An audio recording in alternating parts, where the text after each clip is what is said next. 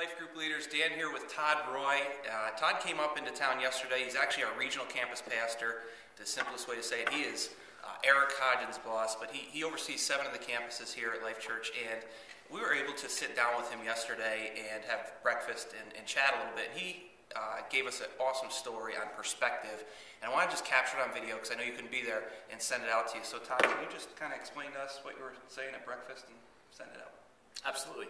Well, guys, what I was sharing just with Dan and some of the other guys was just really talking about the evangelistic temperature and how to grow your campus. We were talking about what are the things that really go into growing a campus, and really what I shared with them was just what I call the economy of missions. And what I mean by that is this, is all of us are called by Christ to live out the Great Commission, to go ye therefore.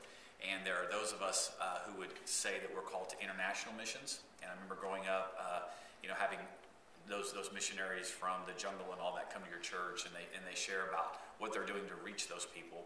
And then the reason why you and I aren't overseas somewhere is because we say that we have been called to home missions, or we've been called to reach the people who live here in the United States. And so what I did is I kind of shared the perspective of the differences. So, for instance, if you and I or you and your life group were called to go and to reach a tribe, you would do certain things. Let's say you were going to go to South America, and if you were to reach people who've never heard the gospel, you would, first of all, leave all the comforts of the United States. You'd have to go down and you'd have to be a pioneer. You would dress like them. You would act like them. You would read their literature. You would listen to their music. You would do exhaustive research, and it would be painful to go down there and actually learn that culture. But the whole reason you would do that is to share the gospel of Christ and to be able to find a bridge of where they're at to the gospel of Jesus Christ. And many of you, maybe as you've grown up, you've known missionaries, you've met them, and sometimes we think they're a little bit weird, and we go, man, God, thank you for not calling me to do that. Well, that's really that's the problem with many of us, is we do not take the call of being a missionary here as seriously as they do there. For instance, for some reason we think because God has called us to be a missionary here that we can just ignore our culture. And many of us do not take the time to learn the language of our people. We don't take the time to learn their songs. We don't take the time to, when appropriately, dress like them and to actually be a part of their world. We actually think that we just get a pass on that, and that we get to just continue to act like the little spoiled church kids that we are, and that the people who we're missionaries to should adapt to our culture versus us adapt to theirs.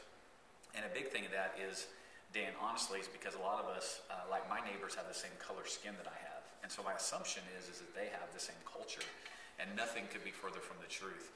And so what I'm simply saying and asking is that, guys, there's going to be accountability.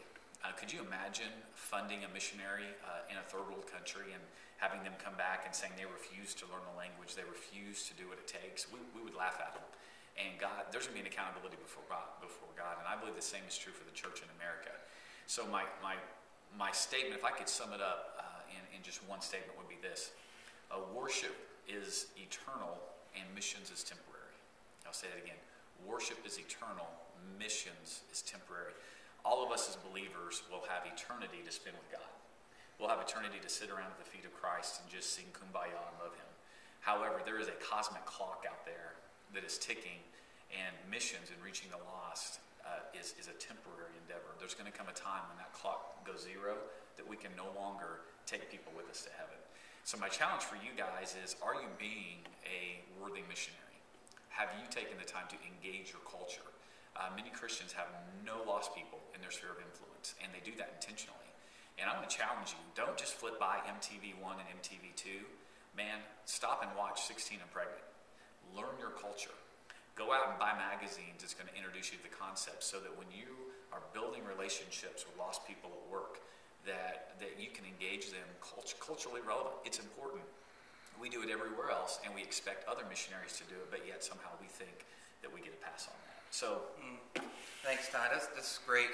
For me, it's an idea that I get, but is it something that I live every day, and that I live out with purpose in every interaction I have, and I look at things daily through the lens of I need to, get in touch with or get to know with those folks. So thank you. That's it, guys.